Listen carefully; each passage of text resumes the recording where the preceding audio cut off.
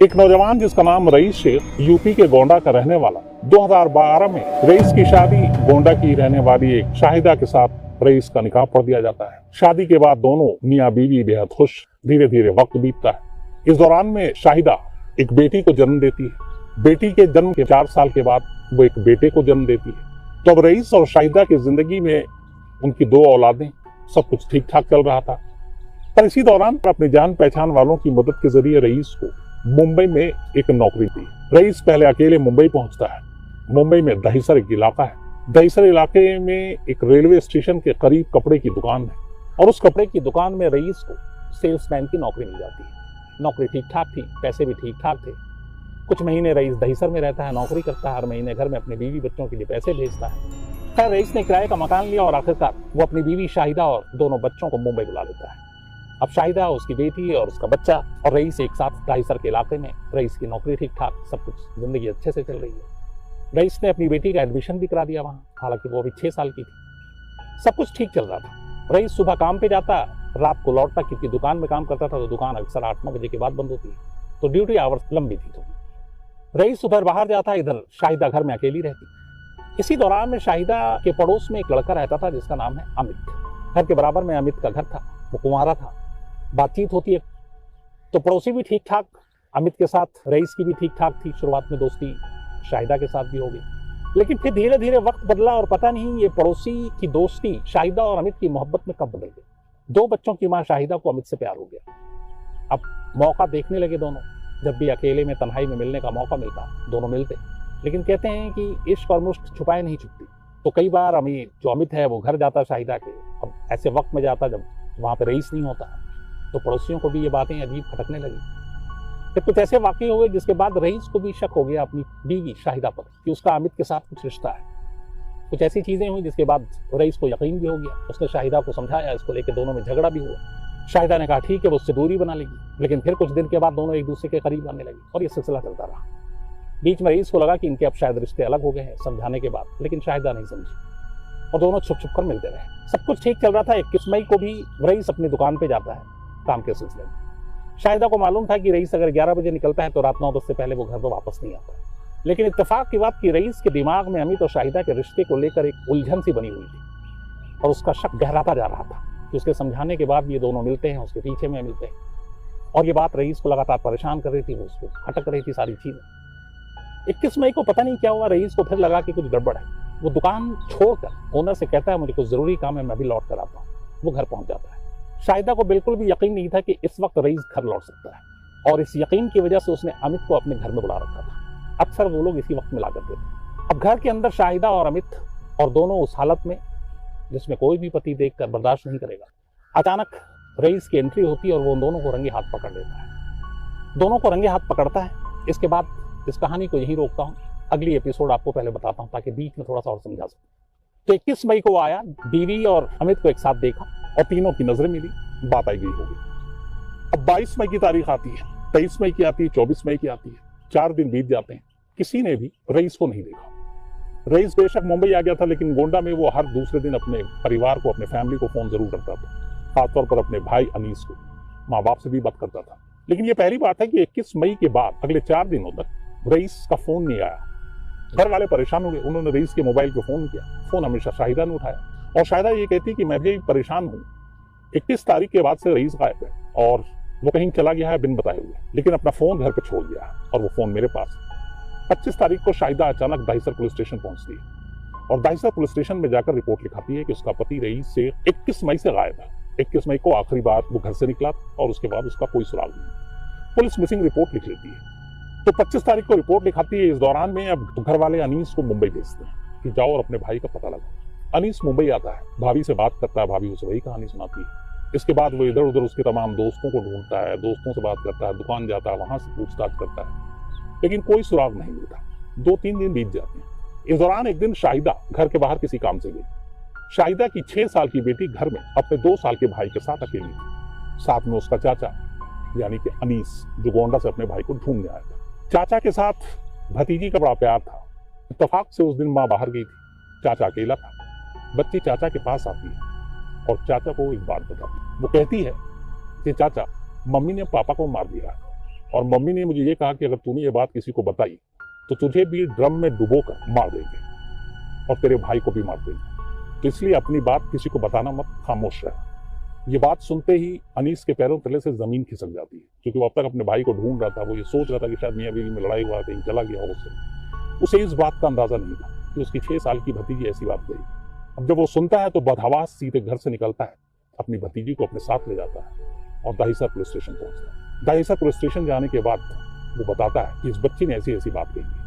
अब पुलिस जब ये बात सुनती है तो पुलिस भी हैरान परेशान, उसे लगता है कि एक मिसिंग की कंप्लेंट जिस तरीके से डील करनी चाहिए थी, ये तो मामला उल्टा हो गया। तो मामला कत्ल का बनता देख पुलिस वाले भी अलर्ट हो गए और उसके बाद उन्होंने कहा ठीक है हम बात करते हैं। अब सवाल ये था कि अगर कत्ल कर दिया है तो रईस की लाश कहाँ? बच्ची को ये बात नहीं मालूम। पूछा पुलिस ने, उसने कहा हमें नहीं मालूम, लेकिन पापा को मैंने मारते हुए देखा है और साथ में एक अंकल भी थे। इसके बाद अब पुलिस सबसे पहले शाहिदा के मोबाइल कॉल खंगालती है, इसके बाद उससे पूछताछ करती है। शाहिदा तमाम पुलिस को गुमराह करने के बयान देती है, ये वाली बात, ये कि ऐसा हुआ वैसा हुआ। लेकिन अब बच्ची का जो बयान था उसको आप नजरअंदाज भी नहीं कर सकते। तो आखिरकार पुलिस की टीम ये तय करती है कि घर जाऊंगा और घर जाने के बाद वहां से कुछ सुराग मिले। पुलिस की टीम पहली बार अब शाहिदा के घर पहुंचती है। शाहिदा और उसके पति जो गायब है, घर में तलाशी लेती है, बेडरूम देखती है, बाकी छोटा सा घर तक रहा है, कुछ नहीं मिलता। पुलिस लौटने वाली होती है, तभी अचानक घर के किचन पर पुलिस की नजर पड़ती है और उस किचन में भी फर्श पर। उस फर्श को देख के पुलिस को लगता है कि ये फर्श अभी नई नहीं बनी, इसमें टाइल्स लगे हुए, लेकिन उसमें भी कोई चौंकने वाली बात नहीं थी। हर घर में या किचन में टाइल्स और ये सारी चीजें बनाते हैं। लेकिन पुलिस को ये लगा कि बड़े सारी चीजें सही है, लेकिन कुछ टाइल्स बड़े गलत तरीके से लगे हुए हैं। तो ये कोई भी जो घर में टाइल्स लगवाता है या कोई मरम्मत का काम कराता है, फर्श बनवाता है, तो वो इतनी बड़ी लापरवाही नहीं बरतेगा कि वो मजदूर गलत काम कर दे और उसकी नजर ना पड़े। और वो टाइल्स ऐसी कि पहली नजर नहीं देखकर लगा था, ये उल्टा पुल्टा लगाया गया है और ये काम जल्दबाजी का है। तो सवाल ये कि जल्दबाजी क्यों? यहीं से पुलिस के कान खड़े हो जाते हैं इस किचन के टाइल्स को देखकर। इसके बाद पुलिस फिर से शाहिदा को उठाती है, पुलिस स्टेशन बुलाती है और अब उससे सख्ती से पूछताछ करती है। शाहिदा अब टूट जाती है, शाहिदा बयान देती है। शाहिदा के बयान के बाद पुलिस 1 जून की शाम करीब 4 बजे दहिसर में शाहिदा के घर पहुंचती है और घर जाने के बाद वो अपने साथ मजदूरों को लेकर आई, सीधे किचन में पहुंचती है और उस किचन की अब खुदाई शुरू हो जाती है।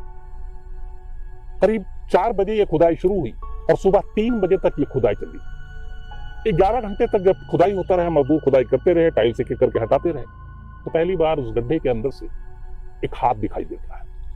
अब मजदूर संभल जाता है, बहुत ही तमीज से अब धीरे धीरे खुदाई होती है। इसके बाद और गहरी खुदाई होती है, लाश का एक टुकड़ा निकलता है, उसको पॉलिथीन में रखा जाता है और खुदाई होती है, दूसरा टुकड़ा मिलता है। थोड़ी देर के बाद तीसरा टुकड़ा मिलता है और उसके बाद चौथा टुकड़ा मिलता है और इन 4 टुकड़ों में एक लाश कंप्लीट हो जाती है। और ये लाश किसी और की नहीं, रईस शेख की थी, शाहिदा के शौहर की। इन टुकड़ों को पॉलिथीन में समेटने के बाद इसे पोस्टमार्टम के लिए, फॉरेंसिक जांच के लिए भेज दिया जाता है और इन लाश के सामने आते ही शाहिदा और उसके साथ अमित, इन दोनों को गिरफ्तार कर लिया जाता है। अब जो शाहिदा ने पुलिस को स्टेटमेंट दिया था, जिसके बाद यहाँ खुदाई शुरू हुई थी, वो कहानी ये थी कि 21 मई को अचानक जब उसका शौहर घर में आया तो शाहिदा और अमित दोनों उस हालत में थे कि रईस बर्दाश्त नहीं कर पाए। लेकिन इससे पहले भी शाहिदा को कई बार रईस टोक चुका था और धमकी दे चुका था कि तुम बाज आ जाओ, और उसने अमित से इस बात का जिक्र किया था। और शाहिदा परेशान थी कि उसके और अमित के बीच में रईस यानी उसका अपना शौहर रोड़ा बन रहा है, तो ये कैसे, इसका हल क्या हो? हल बहुत सारे थे। शाहिदा अपने पति को तलाक दे देती, अमित से शादी कर लेती, लेकिन कहते हैं कि जब बुरा वक्त आता है तो आदमी अच्छा नहीं सोचता है। शाहिदा ने कहा कि उसका पति उसके बीच में, उसकी मोहब्बत के बीच में सबसे बड़ा कांटा है, तो क्यों ना इसको हटा दिया जाए हमेशा के लिए। अमित से अपनी इस सोच के बारे में वो बात करती है और अमित भी उसकी सोच में शरीक हो जाता है और इसके बाद दोनों मिलकर तय करते हैं कि उसे मार डालेंगे। 21 तारीख को जब रईस घर पहुंचा था तो ये नहीं हुआ कि उस दिन अचानक ये कत्ल हुआ। इस कत्ल की प्लानिंग धीरे धीरे पहले से ही हो गई थी और शाहिदा को पता था कि कभी न कभी बात यहाँ तक आएगी कि शायद मामला बिगड़ जाए। तो उसने इस प्लानिंग के तहत रईस को बोला कि उसके घर में किचन के फर्श ठीक नहीं है, टाइल्स बदलवाने और किचन का मरम्मत करवाना है। रईस ने कहा ठीक है, बीवी की खुशी के लिए मान गया। उसके बाद वो सीमेंट, बालू, टाइल्स ये सब किस्तों में मंगाकर रखना शुरू कर देती है, किसी को शक भी नहीं होता। लेकिन 21 तारीख को जैसे ही रईस अचानक पहुंचता है और दोनों के साल में देखता है और उसके बाद वो इतना ही नहीं, वो एक चाकू भी रखते हैं। उसके बाद अमित पकड़ लेता है, दोनों उसके ऊपर हावी हो जाते हैं और फिर चाकू से रईस का गला काट देते हैं। गला काटने के बाद रईस की मौत हो चुकी। अब ये था कि लाश को बाहर ले जाना नहीं, क्योंकि प्लानिंग पहले से थी कि लाश बाहर ले जाएंगे, पकड़े जाएंगे। तो इन्होंने पहले ही तय कर रखा था कि लाश को घर के अंदर ही दफन करेंगे, और इसीलिए सारे टाइल्स और सीमेंट बालू इन सबकी प्लानिंग हुई थी। अब लेकिन लाश की लंबाई को देखते हुए और उस किचन की जो लंबाई उसको देखते हुए उतना बड़ा गड्ढा मुमकिन नहीं था। तो ये हुआ कि लाश को 4 टुकड़ों में कर दिया जाए ताकि लाश सिमट जाए और उसको सिमटे हुए गड्ढे में डाल दिया जाए। और फिर यही किया, करीब 3 फीट गहरा गड्ढा किया। उस 3 फीट गहरे गड्ढे में उन्होंने लाश डाली और उसके बाद ऊपर टाइल्स लगा दिया, खुद ही दोनों ने। लेकिन इस बीच में क्या हुआ कि जब इन्होंने गला काटा और उसके बाद लाश के टुकड़े कर रहे थे, जो बेटी है 6 साल की बच्ची, वो अपने भाई के साथ अचानक घर के अंदर दाखिल होती है। वो कहीं पड़ोस में खेलने गई। जब वो घर के अंदर दाखिल होती है तो देखती है कि घर में खून बिखरा पड़ा हुआ है। माँ और पड़ोस के अंकल चाकू लिए हुए हैं और पापा की लाश उस बच्ची की जमीन पर और उसके टुकड़े कर दिए। अब उसको देखकर बच्ची घबरा गई, शाहिदा भी घबरा गई, अमित भी घबरा गया। तब ऐसी सूरत में अब ये भी था कि बच्ची की भी जान जा सकती थी, लेकिन शाहिदा ने अपनी बेटी को धमकाया कि तुमने जो कुछ भी देखा अगर किसी को ये बताया तो तुम्हें ड्रम में डुबो कर मार देंगे, तुम्हारे भाई को भी मार देंगे और तुम्हारे हाथ से ही तुम्हारे पापा जैसे हो। 6 साल की बच्ची थी। माँ का ये रूप देखकर वो घबरा गई, बल्कि कहते हैं कि उसकी बोली तक बंद हो गई थी इस दहशत की वजह से कई दिन तक। उसके बाद उसने उन दोनों बच्चियों को दूसरे कमरे में डाला और उसकी मौजूदगी में अपने पति, अपने शौहर की लाश को किचन के अंदर जमीन में दफना दिया। ये 21 तारीख की बात थी। राज और जो खुलता है और जो खुदाई होती है वो 1 जून को होती है, मतलब लगभग 11 दिन।